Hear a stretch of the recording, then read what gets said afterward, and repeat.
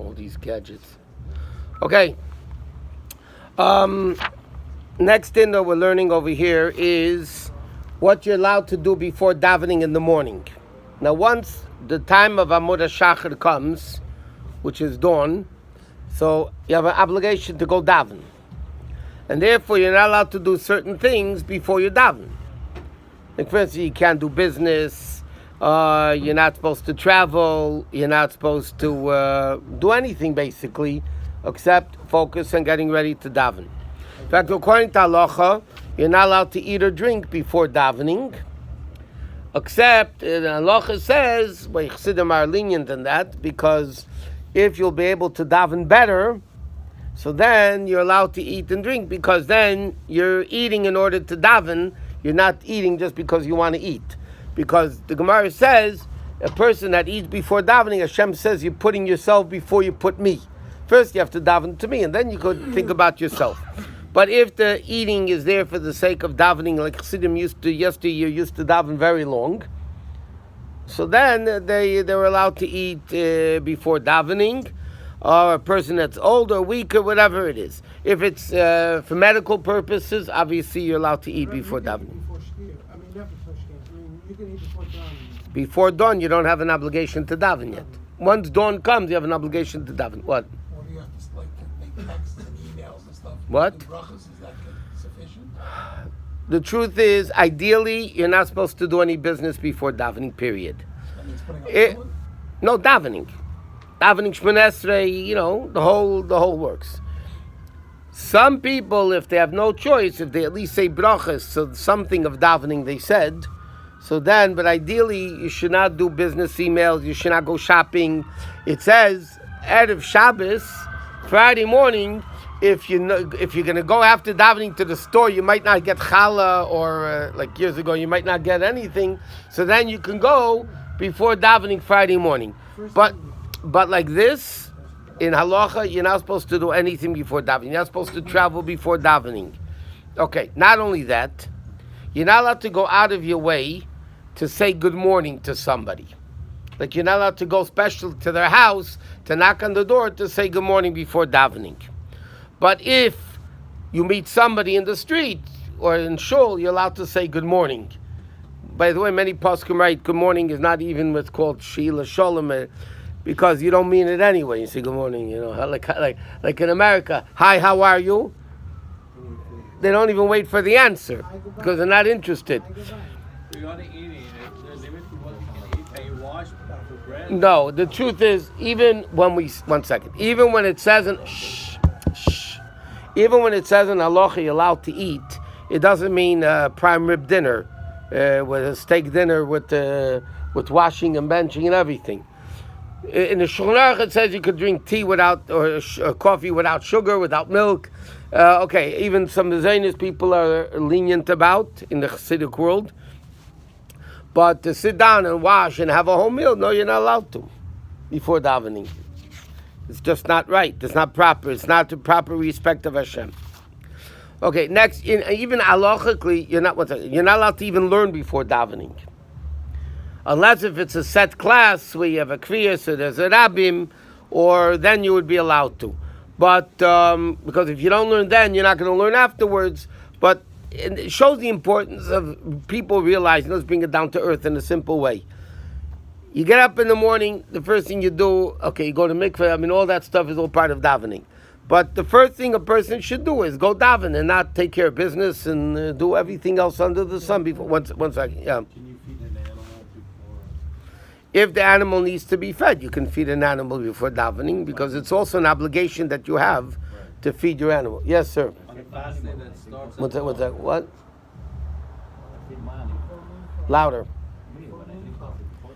Now we're learning before Shachris, before Mincha we'll get to. There's a different din before Shachris and before. It's not so different, but whatever. What? On the fast day, No. you say all the morning brachas before you eat something on the fast day? Or can you It depends. Shh. Hello. You forgot already. On a fast day, if you're getting up and you're eating before dawn, so then it depends. If you're going to be staying up, the proper thing, if you're staying up, is to say brachas and then and then go eat. But again, if it's early in the middle of the night and you're going back to sleep, so then you really don't have to say brachas before you eat. Okay, next dinim over here is the dinim of tzitzis. Now let's explain this whole mitzvah of tzitzis and not to belittle it in any way whatsoever. The mitzvah of tzitzis, both biblical and rabbinic, is if you have a four-cornered garment, you're obligated to put tzitzis onto the garment if you want to wear it. The machlekes in the Gemara Merachos, if tzitzis is an obligation on the garment or on the person. In other words, if I own a garment that I'm not using, do I have an obligation to put tzitzis on it? So the halacha is an obligation on the person. Meaning if a person is wearing a four-cornered garment, he needs to put tzitzis on that garment. There is no obligation. Let me preface it like this. There are certain mitzvahs in the Torah you have an obligation that you must do. Like for instance, tefillin you have to do. Right? Lulav you have to do. Whatever the mitzvah, the positive mitzvahs, you have many of them is a biblical obligation. You have to do it. Certain mitzvahs in the Torah are optional. What do you mean they're optional? For instance, one of the mitzvahs in the Torah is to shecht an animal, to do shchita. If I don't want to eat meat, I don't have a mitzvah in the Torah, I must go do shchita. The Torah says, if I want to eat meat, then I need to do shchita. But I don't have an obligation in the Torah to go do shchita. One of the mitzvahs in the Torah is to divorce your wife. It doesn't mean there's a mitzvah to divorce your wife. If you're breaking up, it has to be done through a get. A mezuzah, for instance. There's no obligation, you must put up a mezuzah. If I'm homeless and I live in the street, you're right. If somebody is homeless and they live in the street, they don't have an obligation to rent a house or buy a house to be able to put up a mezuzah. There's no such thing like that. Tzitzis, halachically, is the same thing. Biblically and rabbinically, we're not done yet with it though.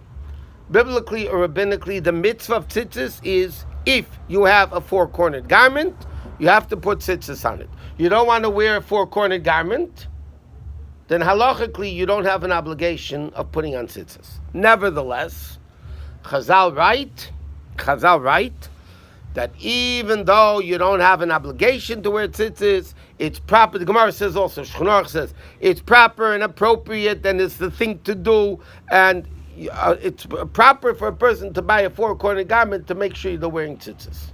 Why? Because tzitzis reminds us of all the mitzvahs in the Torah. By the way, this idea explains another thing. Again, we learned the difference between the Sephardic community, the Sephardic poskim and the Ashkenazic poskim. But for instance, a mitzvah a lady doesn't have to do. Let's say lulav, right? The sukkah, a lot of these connected to mitzvahs times. If a woman wants to do it, so the Ashkenazim poskim, like the Ashkenazic poskim, Tzitzs, Rosh, Rashba, the Ramah, that you're allowed to do it and make a bracha. And we find taka women go out of their way to bench lulav and esrog, or to sit in the sukkah when they can, or to listen to shofar became more an obligation lately. We don't find women putting on tzitzis. It's a mitzvah. They're not obligated in doing tzitzis because it's a mitzvah connected to time. What's the time of tzitzis? It says, "Oh, the Isa Maisai should see it." So from there, the Gemara learns out because at night you don't see. So Laila loves man tzitzis. So because tzitzis is an obligation during the day and not at night, so therefore halachically women are not obligated to wear tzitzis. So the question is, but why don't we find that women wear tzitzis? Even very firm women that bench lulav and sit in the sukkah and do all this. Why don't we find that they don't wear tzitzis? So there's two reasons for this. One reason is because even men are not obligated. Men are not obligated to get a garment of tzitzis and wear it. Right? It's one a mitzvah, that's an optional mitzvah. So because if it's an optional mitzvah even for a man, when women do it, it's called in halacha mechzik, it looks like a show-off. A mitzvah man has to do and a woman wants to do it, fine. But a mitzvah that even a man doesn't have to do, and a woman goes ahead and does it, it's like she's showing off. That's one reason. What's another reason, which is another interesting thing, according to many opinions, many poskim, because tzitzis is a man's garment, tefillin are a man's garment. If a woman wears tzitzis or wears tefillin, she is transgressing the negative commandment of not wearing a man's garment. Because tzitzis is a man's garment and tefillin are a man's garment, so that's why women don't do it. Either because they don't want to be called show off, halacha says, or because they're not allowed to wear tzitzis or tefillin, and the reason for that is because it's a man's garment. Men have an obligation to wear. It's a garment. You wear tefillin, you wear tzitzis. So then, if a woman does it, she's wearing a man's garment, which would be biblically forbidden. What? A poncho. Is that obligated? Do you have to put on tzitzis on a poncho? If a man wears a poncho that has 4 corners, okay, it's late already. You technically would have to wear tzitzis unless if you round the corner. You ever see the kapotis? The guys wear, the long kapotis. Okay, if you look in the back, one corner of the kapota is rounded. Why? Because a kapota otherwise would have four corners, 2 in the front and 2 in the back. So technically, a kapota would need tzitzis, but by rounding it. But there's another issue involved. L'mashal, okay, it's not for now, but just to bring up the point. You wear a blanket at night.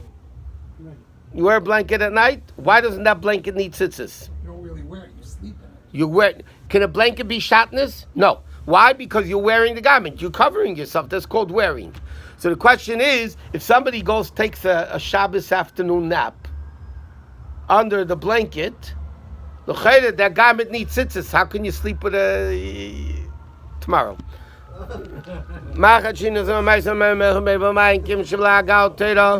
Renani min akashim mit hat geborgen sagt so wie gebelam to mit shnama di nach habe ich man sit kai yagdu tayde ve yadir skadam